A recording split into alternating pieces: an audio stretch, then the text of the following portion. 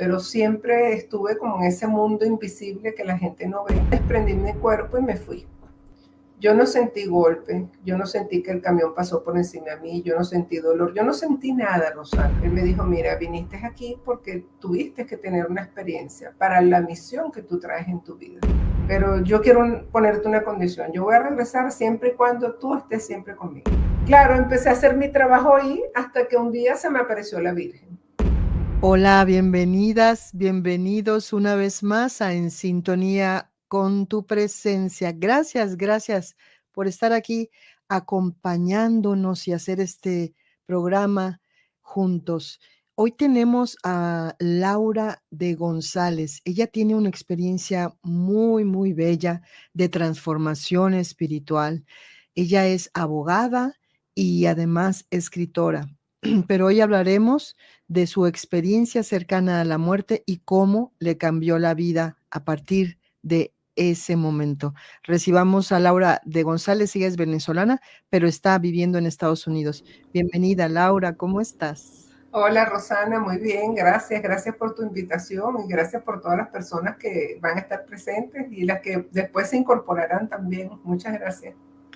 Bueno, pues Laura, como les decía a las personitas que hoy nos acompañan, tú has tenido una experiencia cercana a la muerte, pero también sé que desde que eras muy pequeña tú ya tenías cierta intuición y cierta sensibilidad.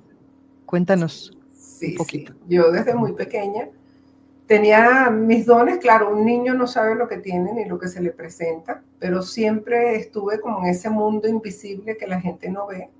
Y por eso fui tildada muchas veces de mentirosa, ¿no? Me decían mentirosa, me decían llorona, yo era muy sensible, lloraba mucho también.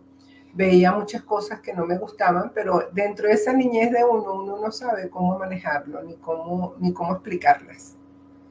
Y ahí fui creciendo hasta que tuve como 9 o 10 años más o menos, donde tuve una experiencia que fui, porque yo de noche cuando dormía, que era niña, yo me iba a un lugar y en ese lugar yo jugaba con mis maestros, jugaba con los cristales, era feliz. Y yo siempre me agarraba cristales y cuando yo me despertaba en la mañana tenía las manos así porque yo quería mantener los cristales en las manos. Y todo el mundo me decía, es mentira, tú no tienes nada, eso es mentira todo lo que tú dices. Como a los 9, 10 años más o menos, que fue la última vez que yo fui así a conciencia, me dijeron que no podía regresar más, que ya iba a entrar en una etapa de mi vida diferente y que yo tenía que ya emprender como mi camino, ¿no? Y yo recuerdo que ese día cuando yo bajé, todo lo que estaba detrás de mí se fue cerrando, se fue cerrando, se fue cerrando, y yo bajé y me mareé, me dieron ganas de vomitar, yo me sentí malísima, pero no podía decir nada. Imagínate, yo decía una niña 9, 10 años y no podía decir nada, ni qué me había pasado, ni por qué estaba así, ni por qué estaba vomitando, ni por qué estaba mareada, ¿no? Y ahí fueron procesos donde yo en esos momentos lo sufrí bastante, pero después lo fui comprendiendo. De ahí empecé una vida muy normal, ¿verdad? Tuve muchos procesos de salud, yo fui muy delicada de salud, pero yo creo que era esa misma falta de esa energía divina que tenía que estar presente y pues en mi familia no había eso. Y me debilité mucho a nivel de salud, siempre estuve que siguiendo un médico, que si estaba enferma, que si tenía asma, que si tenía aquello. Y así fui creciendo hasta que luego me caso, me divorcio y tuve una hija. Cuando mi hija tenía como 8 años, fue cuando yo tuve el accidente. Okay. Tuve un accidente bajando a la autopista de Caracas a Guarena. Yo salgo del trabajo. Ese día mi hija en la mañana se despertó temprano, tenía 8 años, y llorando me dijo, yo no me voy contigo, mami, tú te vas a morir, yo no me voy contigo. Entonces yo siempre he sido como le ha alentado a ella que ella maneje sus cosas también, que ella sienta sus cosas y se manejen de esa manera, pues que ella tenga su fuerza interna. Y entonces le dije, ok, te puedes quedar, yo voy a hablar con mi vecina, la dejé en la casa y me fui al trabajo. Yo sí pasé todo el día como en una sensación que tú estás doble, que estás aquí pero no estás aquí. Ese día yo decidí que no iba a la universidad y de regreso yendo a mi casa, como a las 5:30 de la tarde, algo así, al entrar al túnel, pues yo entré fue al túnel, pero no a ese túnel físico, sino que yo me desprendí de mi cuerpo y me fui. Yo no sentí golpe, yo no sentí que el camión pasó por encima de mí, yo no sentí dolor, yo no sentí nada, Rosana. Yo sentí fue una paz muy grande y veía una luz muy grande al final, que eso se hace como una visión de túnel, ¿no? Yo entro y cuando entro ahí al final llego a un lugar hermoso con unos colores espectaculares, un brillo que no existe aquí. Una paz, un aroma totalmente diferente, como que todos los sentidos se te estimulan. Y vi gente conocida, pero había como algo transparente que no me dejaba pasar. Era a nivel de mi propia conciencia, yo sabía que no podía entrar, pero yo no podía pasar aunque quisiera tampoco, porque era como una energía que no me dejaba. Y claro, tú estás ahí, no sabes qué te pasó. Yo, bueno, ¿qué estoy haciendo aquí? ¿Qué pasó? ¿Qué es esto? ¿Qué me pasó aquí? Y estaba como muy acelerada en todo ese proceso hasta que se me aparece Jesús, así como por detrás, por el lado derecho, me pone la mano en el hombro y me dice, quédate tranquila, pero todo lo que él me dijo no fueron palabras, con voz, todo llegaba a mi mente. Cuando lo vi le dije, ¿quién eres tú? Y me dijo, quédate tranquila, y él sonreía, ¿no? Y me dijo que no era mi momento, que yo no podía entrar, que yo tenía que estar ahí, que yo iba a aprender muchas cosas, que tenía que cambiar mi vida. Me empezó a decir muchos mensajes hermosos, ¿no? Y yo era muy acelerada, estaba joven, tenía 29 años. Y yo decía, todo esto, pero ¿qué hago yo aquí? Siempre he sido muy expresiva y siempre digo las cosas que siento, ¿no?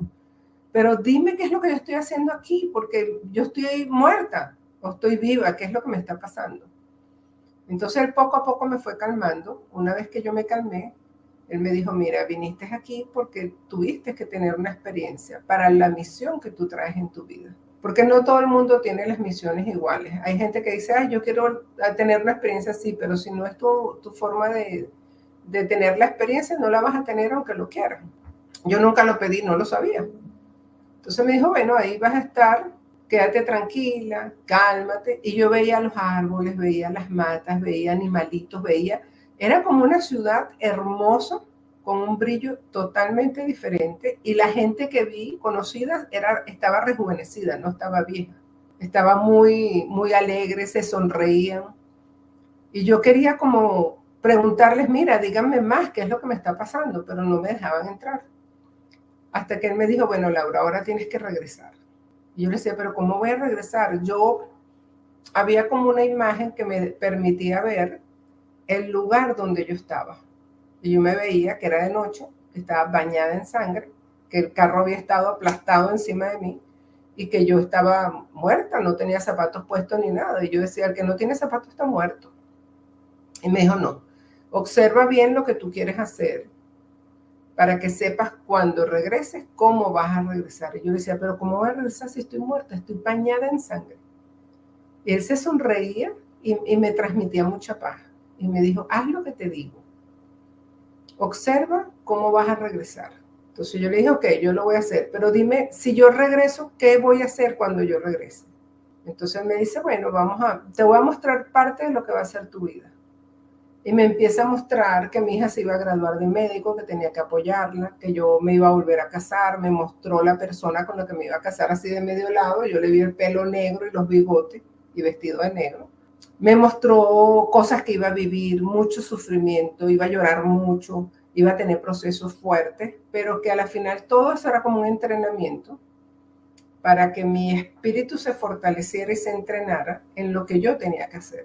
Entonces le dije, bueno, está bien, yo voy a regresar, pero yo quiero ponerte una condición. Yo voy a regresar siempre y cuando tú estés siempre conmigo. Y me dijo, ok. Sonriente, me dijo, sí, eso siempre va a ser así. Lo que no te dice es cómo. Eso es lo que no dicen, ¿no? Pero te dicen, sí, vas a estar conmigo, pero no te dicen cómo. Bueno, y total que yo dije, bueno, voy a regresar. Entonces miré el carro, vi que tenía la cartera por un lado, estaba sin zapatos, tenía una caja con unos zapatos nuevos atrás. Dije, bueno, saco los zapatos, eso, busco la cartera, la pistola, porque yo era funcionario de un instituto policial. Tenía que recuperar la pistola, el móvil, todas mis cosas, y vi cómo lo iba a hacer. Pero a mí no me habían recogido porque yo estaba muerta. Era la última que quedaba ahí. Cuando yo empiezo a moverme, un poco, pasa un guardia nacional y ve, mira, no está muerta, está viva, vamos a sacarla. Entonces ahí llamaron a los bomberos, empezaron a picar carro y todo para sacarme. Ahora fíjate que es algo que a mí siempre me ha impresionado, ¿no? Cuando uno tiene un accidente de esa magnitud, la gente como que no tiene fuerza, tienen que sacarla y arrastrarla. Yo no quedé así. A mí me sacaron, Roxana, y yo me volví a meter en el carro. Yo tenía una fuerza. Yo tenía una herida aquí en la cabeza, todo esto se me desgarró. Yo me agarré, me enrollé el pelo, me quité la sangre que tenía en los ojos y me metí en el carro otra vez. Y busqué la pistola que estaba donde estaba, la cartera, los zapatos, todo lo que yo vi arriba, que yo iba a hacer, lo hice. Y cuando salí, el guardia me decía, usted se va a morir. Claro, yo me imagino que la impresión de él ver a una mujer toda bañada en sangre con una pistola en la mano, dijo, esta se va a volver loca, quién sabe. Y que me decía, por favor, denme la pistola. Y decía, no, eso no se lo puedo dar a nadie, tengo que dárselo a un funcionario de donde yo trabajo. Pero sácame de aquí, sácame de aquí. Y yo caminé un pedazo para poder brincar hacia la otra parte de la autopista que subía a Caracas. Y yo no me preguntes cómo, porque yo tenía una pierna mala, que me la había lesionado. Tenía las costillas partidas, cervicales fracturadas. O sea, yo estaba grave. Y no me preguntes cómo yo caminé. Cuando llegamos allá al hospital donde ellos me pudieron llevar, que me dejaron ahí, había mucho tráfico, era la hora que estaba lloviendo, había mucho tráfico. Y como una cuadra antes yo me bajé y le dije al guardia nacional, vamos a bajarnos porque yo me voy a morir aquí si no me llevas. Y yo me bajé y caminé. Y yo no tenía dolores, no tenía dolor. Cuando yo entro, claro, la que me atiende fue una muchacha, me dio una gasita, imagínate, una gasa para ponerme en la cabeza y yo tenía un río de sangre que me bañaba. Ella se impresionó cuando me vio. Yo después de muchos años entendí que era una estudiante, pero en ese momento pues no lo entendía. Y dije, no, yo me tengo que ir de aquí porque estaban atendiendo a los que habían llegado antes que yo del mismo accidente. No había más médicos que atendieran. Entonces en eso llegaron dos funcionarios que trabajaban conmigo, que me fueron a rescatar. Pues le dije, mira, sácame para una clínica y vayan a buscar a mi hija que está sola. Yo lo que estaba preocupada era de mi hija que estaba sola en el apartamento. De ahí me llevan a la clínica, pero yo estaba como flotando. Yo no estaba, o sea, dentro de mi cuerpo como tal, yo no estaba todavía. Yo estaba así flotando y podía ver ciertas cosas.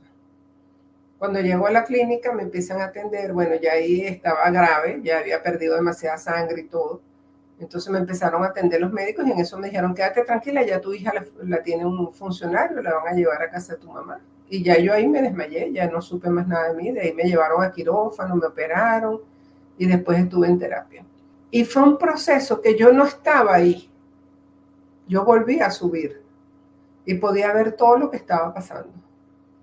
Veía cómo me trataban las enfermeras, veía la falta de amor, o sea, es como un momento en que tú sientes que el corazón de las personas en las actividades que hacen no está bien.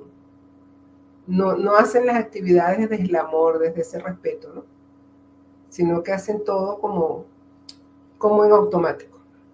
Y tú podías sentir eso de las personas en ese estado, así como estabas. Sí, yo podía sentir todo eso. Y no podía hablar.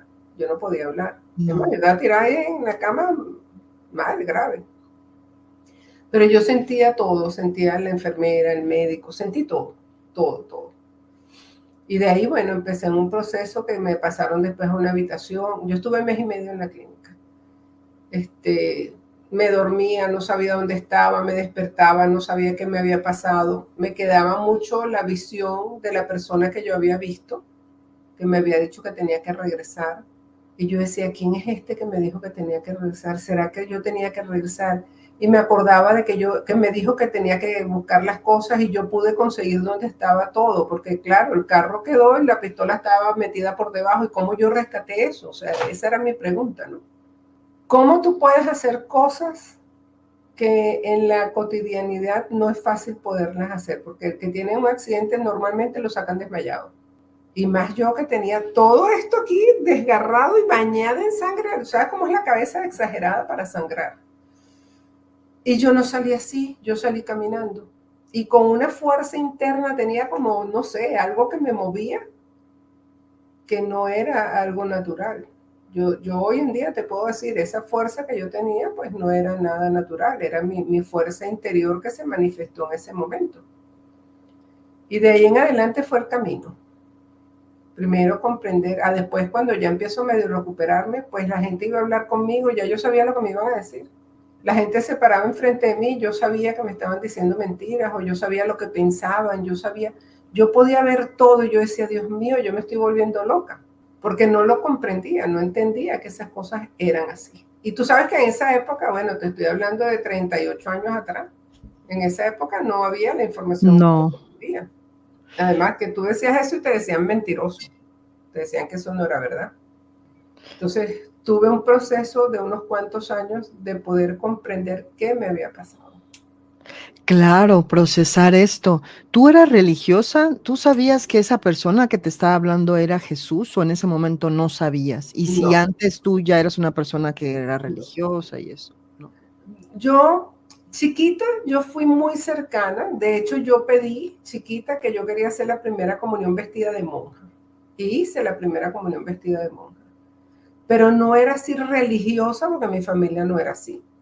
Pero yo sí tenía cierta cercanía chiquita. Pero ya después de los 10 años, pues ya yo no quería ni acercarme a una iglesia, ni quería la vida que todo el mundo vive. Pero en ese momento yo no sabía que era Jesús, porque a Jesús nos los pintaban diferente. ¿Cómo lo viste? Tú sabes, la chica esta que hizo una pintura que puso la foto de Jesús, La que la niña. hizo la niña, que la hizo de Ajá, 7, 8 años, algo así. Así lo vi sí. yo a él, exactamente así. Pero no lo ponen como una persona normal, sonriente, con tanto amor, no los enseñan como si fuera algo distante, como que hay que, ¿cómo se llama? Hacer Hidrolatal, ajá. como que tú tienes que tener un respeto para hablarle, para todo. Y mi relación con Jesús no es así. Mi relación con Jesús es de tú a tú y hablo con él, y así fue cuando lo encontré, y las veces que lo he visto siempre hablo con él y le digo las cosas claras, le digo lo que yo pienso y él se sonríe mucho. Tuve una experiencia una vez que se me acercó Jesús y me dijo que ya tu esposo viene. Y yo le dije, ese no es mi esposo, nosotros somos amigos. Y él se sonrió y me dijo, ese es tu esposo. Y yo le dije, no, yo no me he casado, tú no puedes decir que él es mi esposo, él no es mi esposo. Y entonces me dijo, ay, Laura, tú siempre eres así, pero me gusta porque eres muy sincera.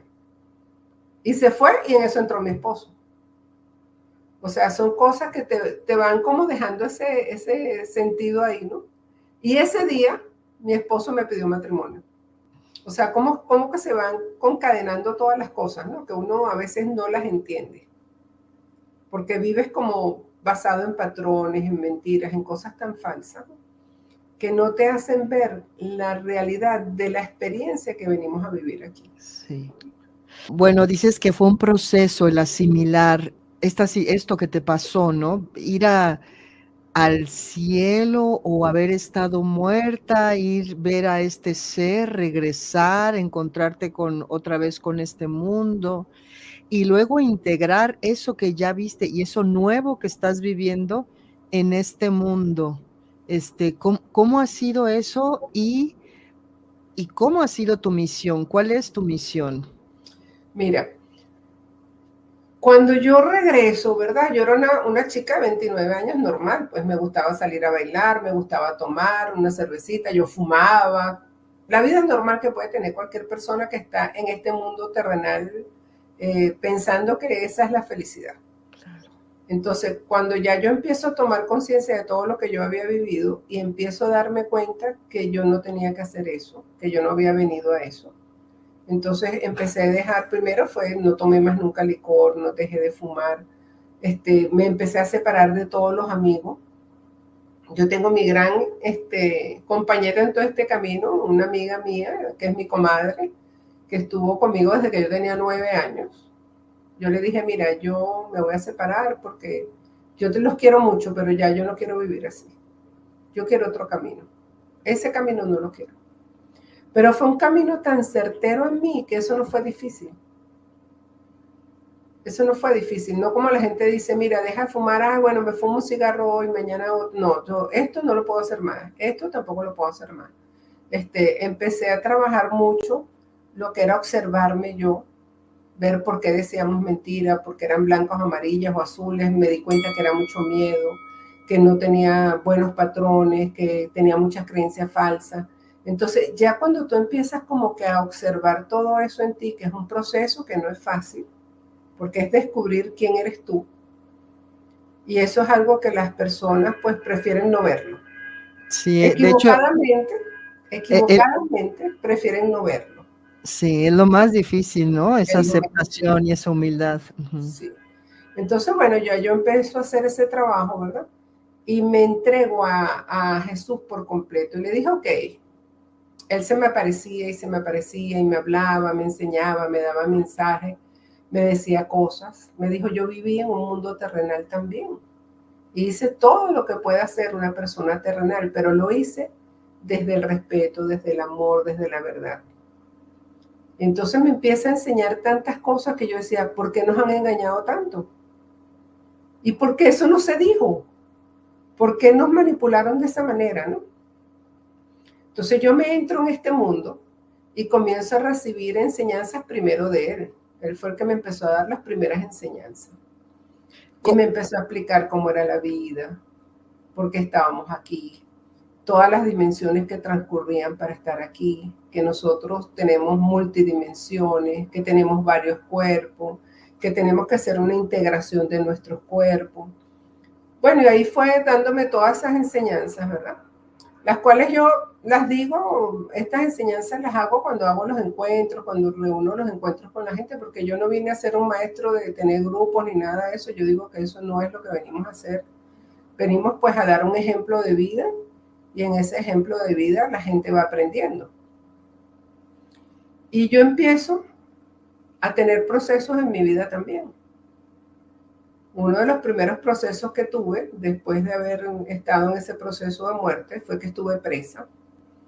Yo trabajaba en ese organismo policial y hubo una situación ahí política y caí presa sin haber hecho nada. Yo no había hecho nada. Pero fue como la depuración. Yo digo que ahí fue donde yo encontré el cielo verdaderamente. Porque cuando yo entro ahí me acordé de lo que yo viví en el cielo y que él me dijo que venían procesos muy fuertes a mi vida y que yo tenía que saber que cada experiencia que yo iba a vivir era para ver cómo era mi actitud, que es lo que nosotros venimos a corregir aquí. Entonces, bueno, cuando yo caigo presa, pues nadie te va a visitar, la familia se aleja, todo el mundo te va, me quedé sola. Y llegó un momento en que yo dije, bueno, si estoy aquí es porque Dios quiere que yo esté aquí, y me aferré mucho a Él, muchísimo. Y Él me empezó a orientar lo que yo tenía que hacer, que no tenía que sufrir por lo que yo estaba viviendo, sino que donde yo estaba yo tenía que ver cosas para yo ayudar a las personas. Entonces empecé a observar. Yo digo que yo cuando estuve muerta y regresé, Rosana, mi mente cambió, mi nivel de conciencia se elevó. Entonces yo empecé a observar que las personas no se sabían comunicar, eran violentas, todo el mundo estaba muy mal, todo el mundo estaba rabioso. Entonces yo dije, no, ya sé lo que tengo que hacer aquí. Yo voy a crear un taller para enseñar a todas estas presas que están aquí a acercarse a Dios. Vamos a hacer el rosario y después yo las voy a enseñar a ellas cómo van a empezar a comunicarse con las personas, porque estamos todas del mismo lado. Y nosotras, si estamos todas del mismo lado, no nos podemos agredir nosotras mismas. Entonces yo empecé haciendo un encuentro que lo llamé un granito de arroz, porque yo le dije a Dios en ese momento, le dije, mira, yo voy a poner mi granito de arroz. Además era presa política y ningún abogado quería agarrar el caso. Entonces yo dije, bueno, yo voy a hacer lo que yo vengo a hacer aquí. Y si tú me vas a dar después un abogado, eso va a pasar. Y estuve 4 meses y medio y me dediqué a enseñar ese taller ahí y hacíamos el rosario a las 3 de la tarde. Entonces, claro, empecé con 2 personas, después 3, después 5, después 10, después hasta que éramos 20 y pico las que nos reuníamos. Y entonces ahí empecé yo a hacer ese trabajo y empecé a generar como esa compasión hacia los demás, dándome cuenta que lo que yo tenía no era nada, porque yo no había hecho nada. A muchachas, había una muchacha que tenía una niñita como de 3 años y su esposo traficó droga y se la metió en el carro a ella para que la llevara una maleta a un lugar que ella no sabía ni qué era. Y la agarraron a ella. Y ella estaba mal porque el esposo se perdió, se fue y la niñita, bueno, imagínate, entonces todo ese proceso ella la tenía muy mal. Entonces yo decía, bueno, pero es que a mí no me ha pasado nada de eso. Dentro de donde yo estoy mejor que todas las que están aquí. Entonces yo no puedo observar lo mío, sino voy a ver cómo las ayudo a ella. Entonces ahí empecé a darle mensajes a la gente, veía cosas. Le dije una vez a una muchacha, quédate tranquila que tú en 2 semanas sales. Y la muchacha salió, entonces se regó la voz, mira, Laura tiene dones. Tú sabes cómo es eso, ¿no? Las mujeres cómo son. Y entonces, claro, empecé a hacer mi trabajo ahí hasta que un día se me apareció la Virgen, en físico, en la habitación. Y me dijo que con unas palabras muy hermosas. Ella habla demasiado bonito, yo no lo puedo repetir así, pero algo así como, hija mía, ya estás bien ubicada en todo lo que tenías que aprender aquí. Ahora yo quiero que estudies Derecho, quiero que abogues por mí allá en la tierra. Y te vas a salir el miércoles a las 6 de la tarde.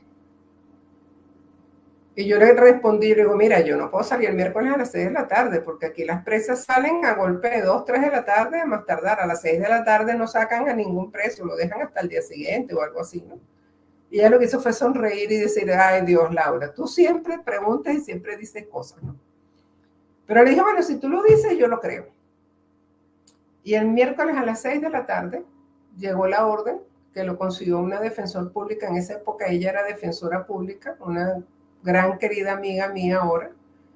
Ella vio el caso mío, lo presentó en tribunal y dijo, aquí ni nada, como tienen a esta mujer presa. Y entonces dieron la orden de libertad y yo ni siquiera había ido al tribunal. Me mandaron a ir al día siguiente. Después que yo saliera a libertad, me mandaron a ir al tribunal. Claro, procedimentalmente yo no sabía cómo era eso.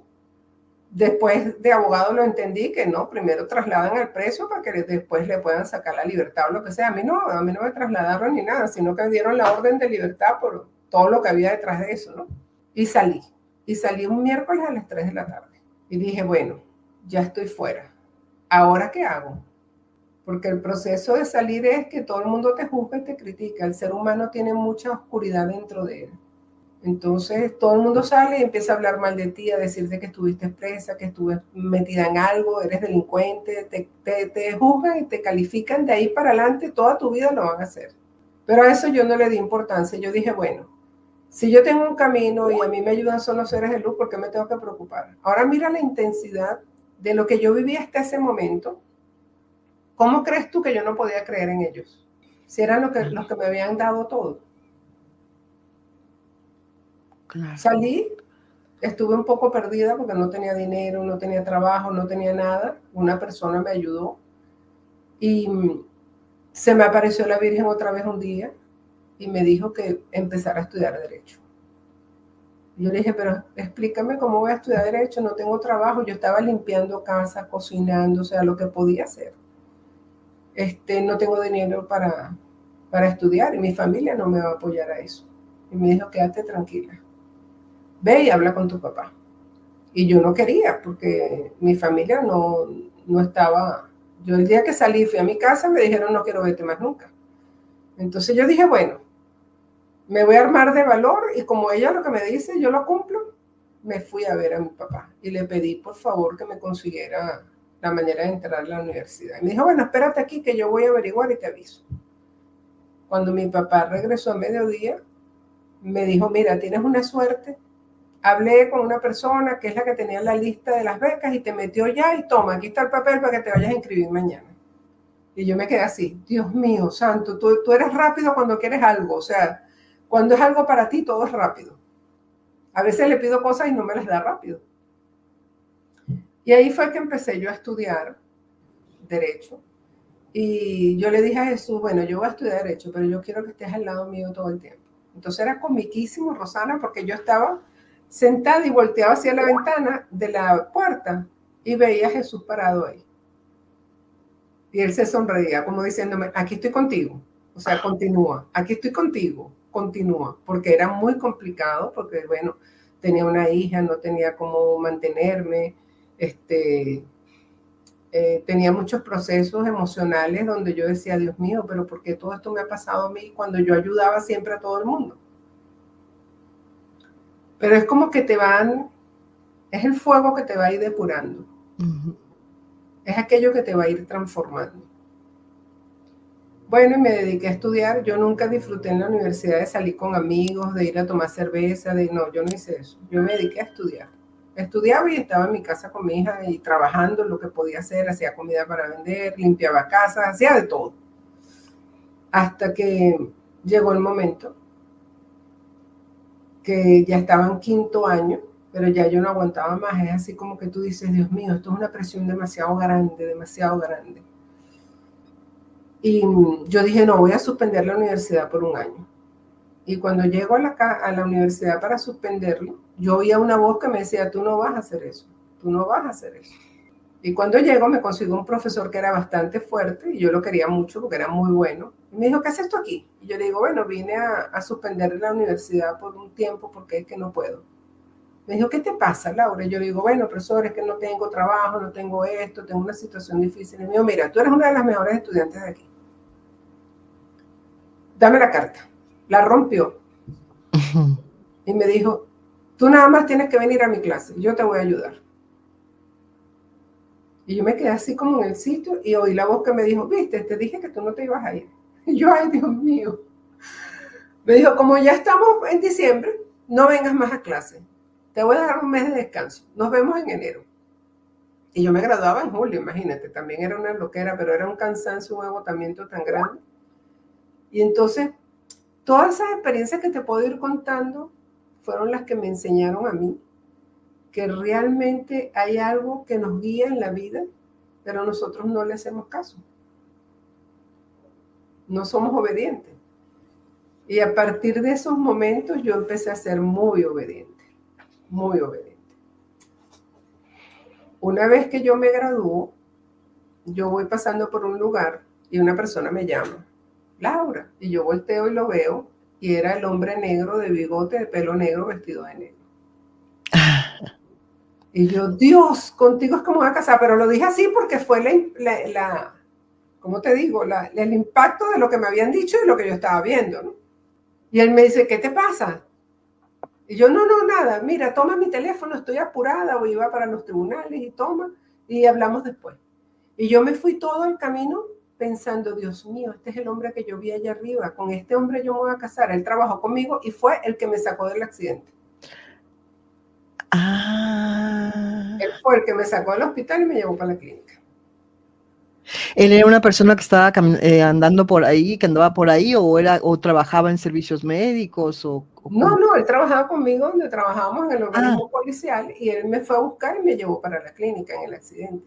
Okay. Y ese día yo estaba en una panadería desayunándome y él estaba desayunándose ahí. Y él me vio y me llamó. Y yo me impresioné tanto, yo decía, no, es que esto no puede ser, este no es el hombre, yo estoy equivocada. Bueno, mira, ya tenemos casi 30 años de casados. Juntos, o sea, Jesús te lo mostró, te mostró la imagen de él y todo, ¿no? Eso todo. Sí. Y cuando yo le pregunté a Jesús por qué, porque yo no me quería casar, yo quería estar sola con él, con Jesús, vivir mi vida para siempre, ya ahí. Y me dijo, él te va a apoyar mucho, él va a ser como un guardián y él va a creerte mucho. Él va a cambiar bastante. Quédate tranquila, todo tiene su momento. Y bueno, la experiencia con mi esposo es otra historia muy larga, no te lo puedo echar ahorita. Claro. Pero fíjate cómo te estoy contando esto porque todo lo que yo fui viendo fue lo que fue sucediendo. Después viene mi hija, se graduó de médico también. Ella empezó a estudiar medicina, se graduó de médico.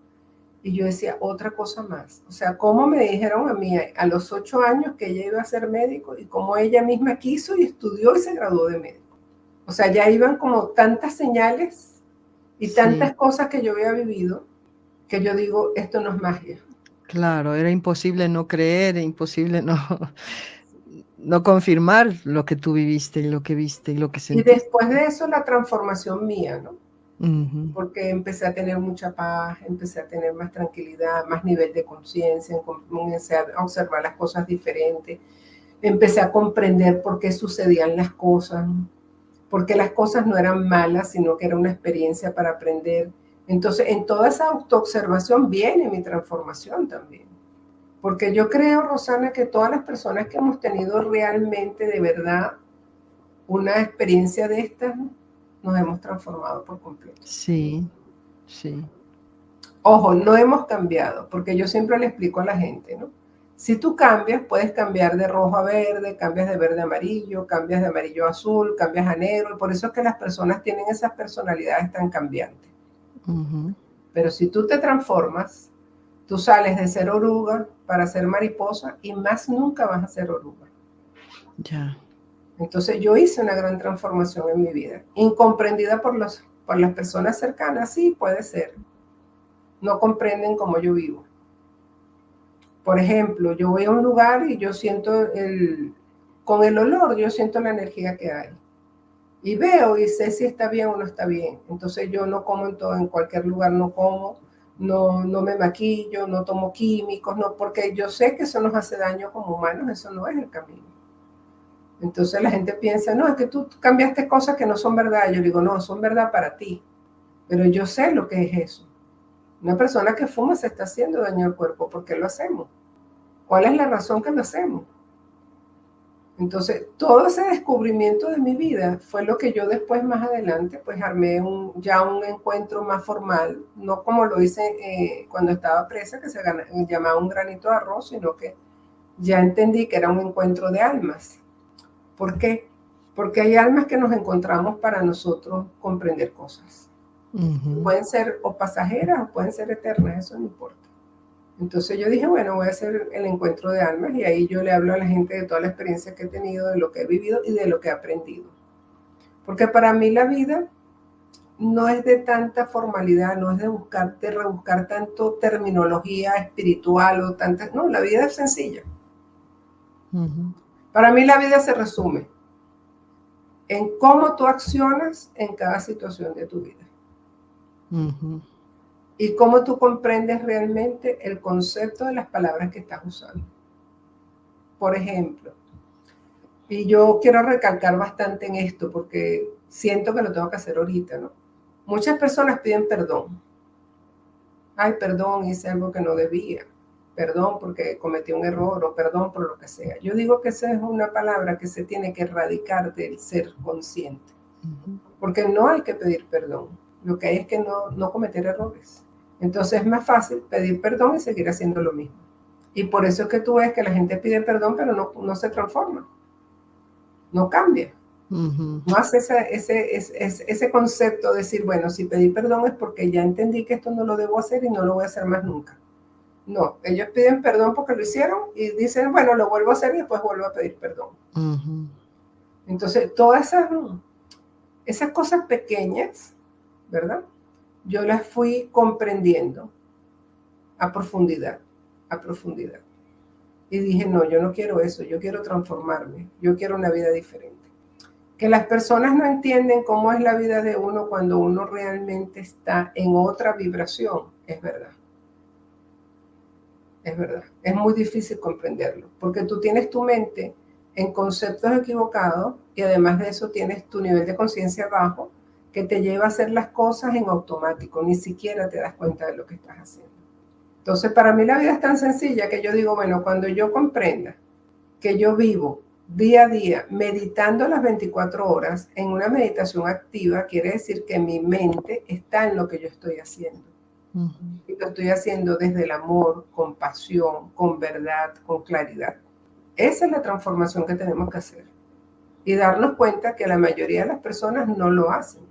Están trabajando entonces con desánimo, con problemas, se les presenta algo y se molestan, contestan mal, porque cuando alguien tiene un error o una debilidad, si le dicen, mira, cometiste este error, la persona enseguida se va a justificar, quiere corregirlo de esa manera. Y justificando el error no es.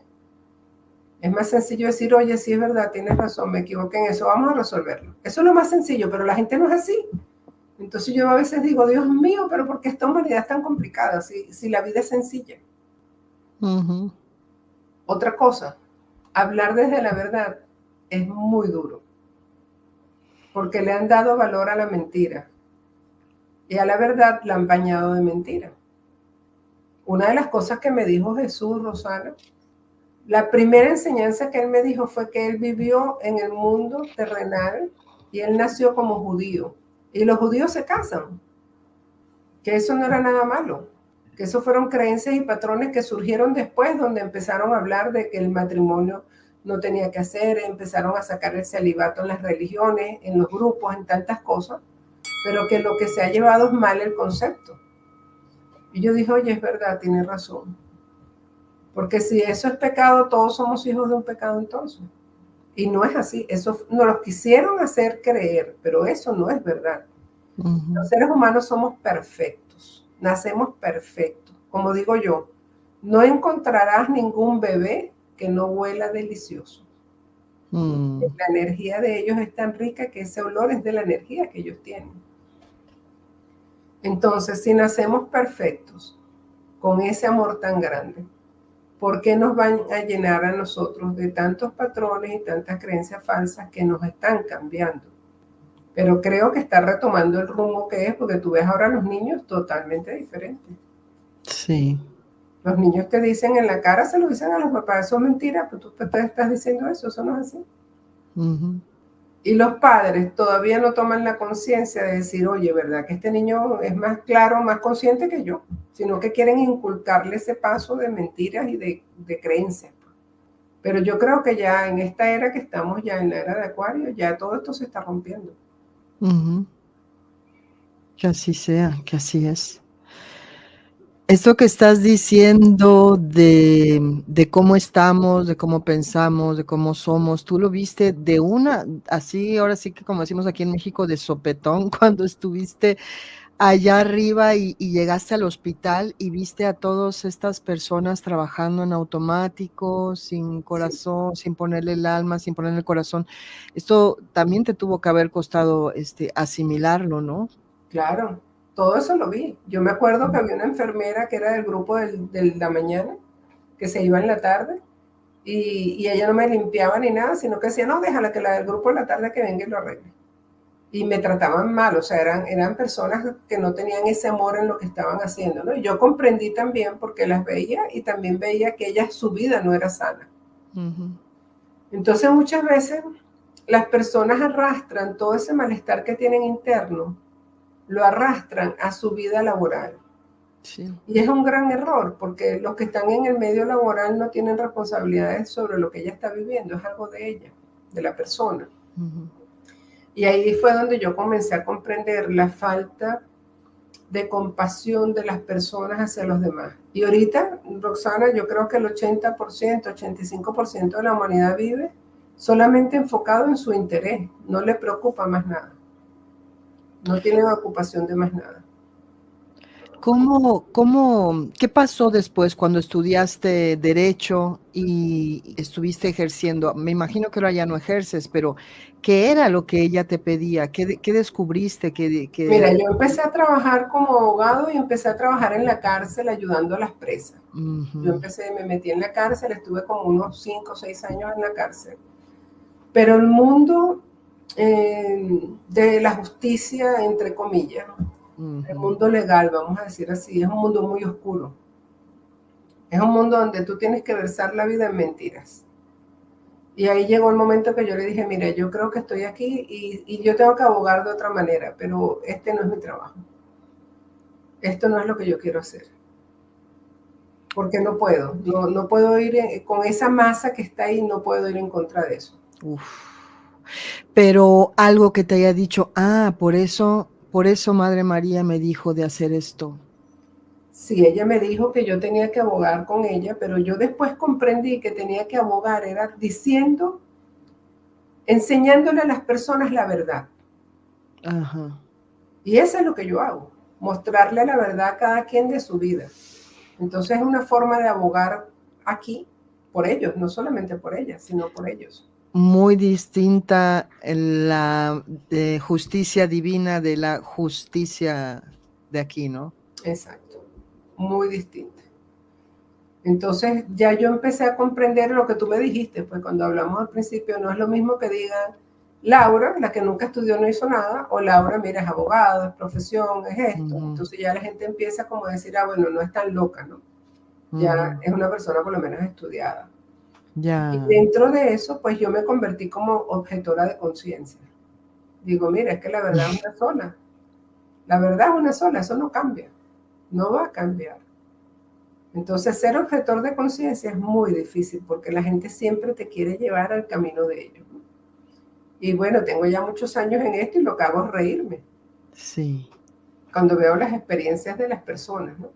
Sobre todo en las consultas que hago, a veces veo personas que tú le dices, mira, tienes que cambiar esto, tienes que corregir tu carácter, tienes que cambiar la forma de expresarte. Y me dice, ¿por qué yo soy así? Y yo digo, no, tú no eres así. Y ya, claro. Realmente tú no eres así. Tú no te has dado cuenta lo hermoso que tú eres cuando tienes una actitud diferente. Lo que pasa es que todo ese peso de oscuridad que llevas dentro de ti es lo que te hace ser así. Bueno, pero yo no voy a cambiar. Yo digo, bueno, mira, la experiencia que tengo de 40 años me dice que los que no cambien, a la final llegan a viejo y en ese transcurso tú vas a vivir todas las experiencias correspondientes para que tú puedas cambiar. De aquí no se va a ir nadie sin vivir su experiencia. Eso no va a suceder. El que crea que puede hacer lo que le dé la gana y nunca le va a pasar nada, eso no es así. Porque hay una justicia y una ley divina que se cumple en esta dimensión. Y por eso a veces ves muchas personas viejas enfermas, mal, con situaciones difíciles. Ves gente que termina con Alzheimer, con depresión, con tantas situaciones, porque tienen que vivir su experiencia, creada por ellos mismos. Ahora es cuando dicen Laura fuerte, porque entonces yo digo, bueno, si tú quisiste ser así, no cambiaste, porque los demás tienen que velar por ti. Eso no debe ser así. Yo soy así, no quiero cambiar, soy fuerte, soy malcriado, soy peleón, y cuando ya me llegue la vida encima, pues yo mismo tengo que ver cómo resuelvo mi proceso. Entonces ya ahí empiezan a echar el muerto a los hijos, el muerto al hermano, nadie me ayuda, nadie me da, nadie colabora conmigo. Ajá, pero haz un examen de conciencia, ¿verdad? Porque la conciencia todo el mundo la tiene, Rosana. Eso de que la gente no tiene conciencia es mentira. La gente tiene conciencia y está claro en lo que hace. Y cuando tú te mueres, tú te llevas todo eso y vas a ir a un lugar donde tú mismo vas a ver lo que tú hiciste. Sí.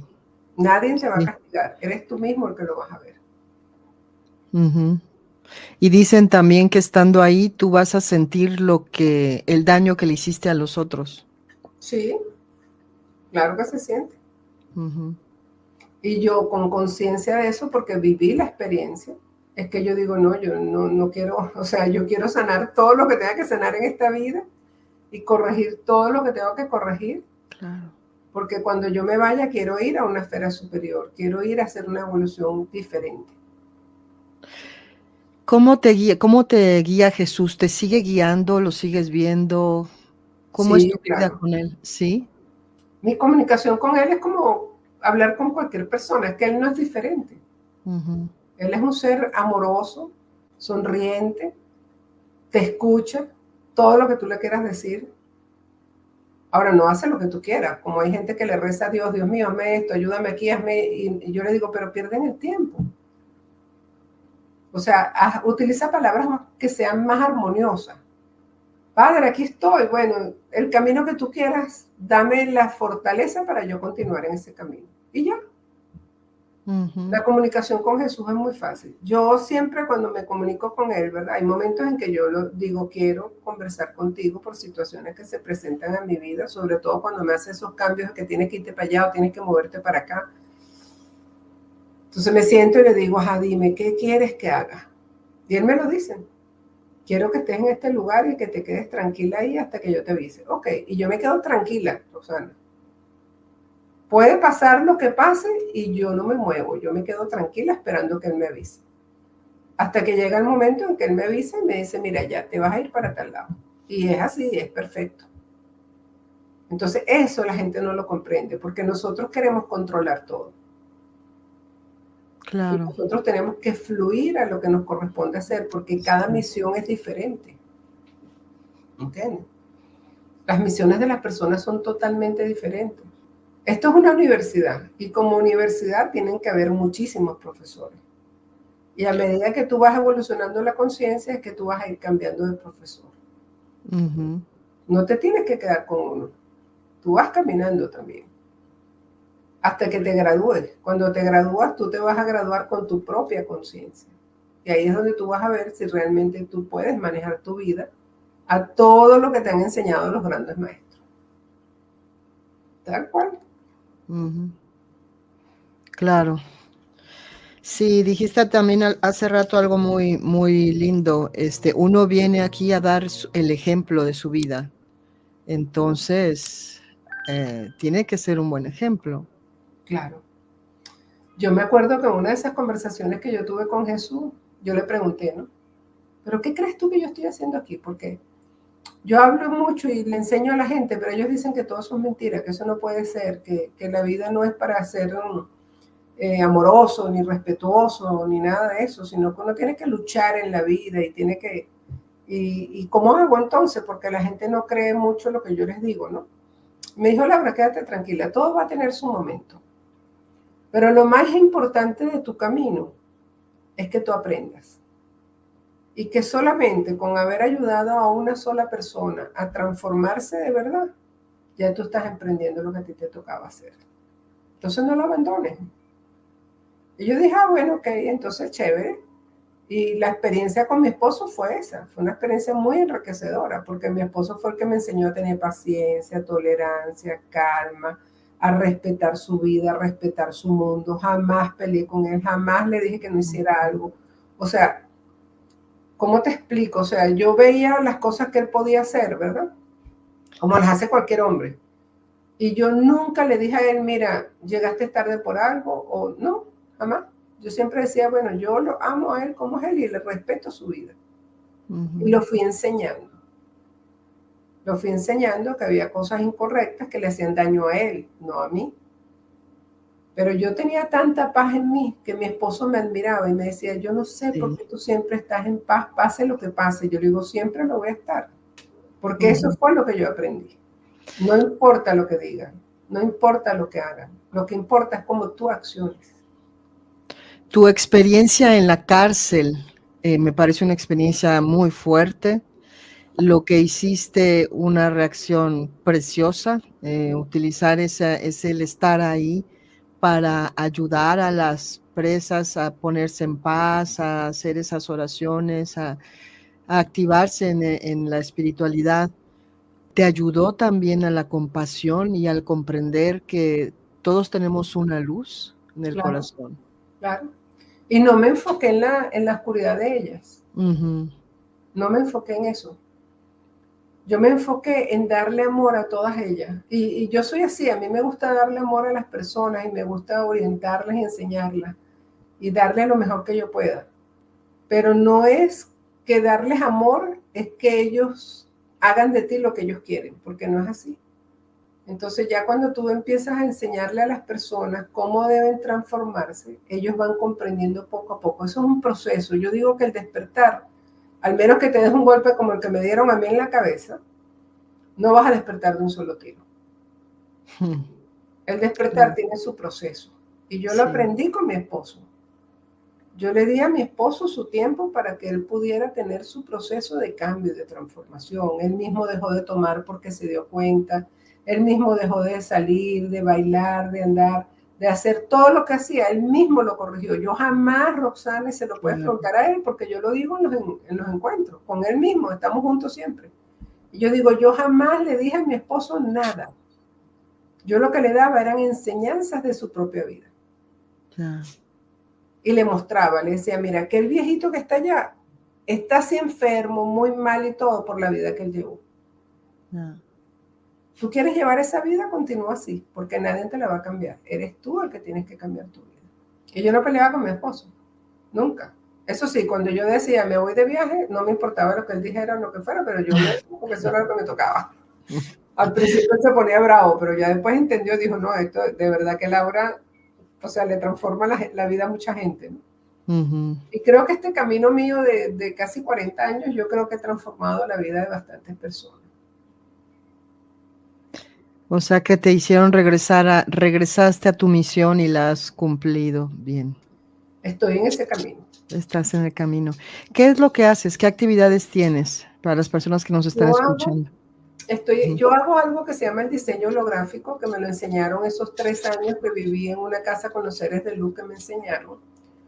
Ellos fueron los que me entrenaron en eso, porque mi aprendizaje fue estar 3 años y medio en una casa sin salir. ¿En una casa con seres de luz? ¿Una casa física? Sí, Sí. en una casa física yo viví con 2 seres de luz ahí que ellos me entrenaron, que fue el tiempo que yo me fui sola. Y ellos me enseñaron el diseño holográfico ahí y me dijeron, para aprender esto, lo primero que tienes es que tú transformarte, empezar tu transformación.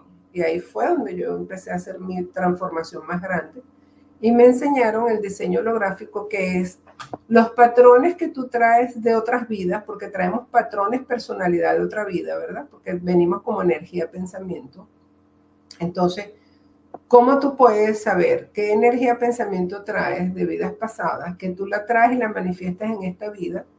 Y entonces eso no te deja avanzar, porque vienes a romper esa calcificación de esa energía, pensamiento. Entonces se hace a través de una geometría sagrada, como una formulita que me dieron y yo la puedo lograr ver, hacer. Son puras figuras y esas figuras yo las puedo leer. Entonces, por ejemplo, una persona que viene de una vida donde perdió al esposo, perdió los hijos, mucho sufrimiento, mucho dolor, en esta vida tiene ese patrón. Pero si ella no descubre de dónde es ese patrón, pues nunca lo va a limpiar y siempre va a querer vivir dentro de ese patrón y lo justifica también. Y vive con ese miedo interno. Pero cuando ya tú descubres de dónde viene, estoy en otra vida, yo te eso, y empiezas a hacer esa transformación interna para que tú lo corrijas. Y yo se lo explicaba a mi esposo. Yo le decía a mi esposo, mira, tú estuviste en muchas guerras, tú eres una persona guerrera, tienes mal carácter por eso, y la vida como son los guerreros, ¿sabes cómo son los guerreros? Una mujer aquí, una mujer allá, en la vida que ellos quieren. Entonces, todos esos patrones, de alguna manera, los traes a esta generación más moderna, pero los estás haciendo. Y tú eres el que tienes que romper ese patrón, eso no lo puede romper nadie por ti. Y él fue comprendiendo y fue haciendo esa transformación. Entonces yo oriento a las personas, siempre le digo, el que quiera transformarse, porque a las personas no les gusta mucho que le digan lo que están haciendo mal. Pero el que quiera transformarse, porque siente ese despertar, que ahorita mi trabajo está como dando más lugar porque la gente ya quiere despertar más. Entonces yo le digo, sí, yo te puedo atender, no hay ningún problema. Y desde que empiezan a conectarse conmigo, yo los enseño, Rosana. Porque lo primero que les enseño, cuando me preguntan cuánto cobras, yo le digo, mira, yo no cobro. Yo solamente lo que tu corazón quieras donar. Porque les enseño, desde que empiezan a atenderse conmigo, lo que es, quiero tratar a los demás tan igual como me gustaría que me trataran a mí. Y lo que ellos den, la colaboración que den, siempre digo, eso es lo que está en su corazón y eso es lo que pueden dar, no pueden dar más. Sí. Y los atiendo con mucho amor, sea lo que sea. Y si no pueden, me dicen, no, yo no quiero, no puedo, lo que sea, yo igual los atiendo. Y les digo, bueno, esto es así, tú tienes que ver si quieres corregir esto o no, porque ya es un problema tuyo. Porque las enseñanzas divinas, yo digo que no pueden tener un precio. Y yo estoy guiada. Yo al principio cobraba. Ya después me dijo Jesús, mira, Laura, ya no puedes hacer eso, te tienes que entregar de lleno a mí. Y yo, ok, más nunca. Y atiendo que, eso sí, yo le digo, bueno, chévere, Jesús, vamos a hacerlo así, pero por favor trae a mi vida gente que quiera despertar. Claro. Porque una persona que lo que quiere es curiosidad o averiguar y todo, no gana nada, no va a ganar nada. Claro. Ni gana ni pierde. Pues muy bien, Laura, ha sido una charla muy bella. Mira, tenemos aquí hipnotizadas a las personitas, de hecho no ha habido preguntas. Fíjense que Laura también ha sido discípula de Sai Baba y tiene unas experiencias preciosas. Y me gustaría juntarla con Sokei. ¿Cómo ven? Tremendos, tremendos maestros. Creo que sería muy lindo. Sí. Así que bueno, sí va a regresar Laura, por supuesto, ya no la vamos a dejar ir así tan fácilmente. Muchas gracias. Gracias por compartirnos, gracias por abrirnos tu corazón y gracias a todas las personitas que han estado ahí acompañándonos. Wow, dice Alma. Sí, los dos juntos. Imagínense qué padre va a ser. Chévere. Bueno.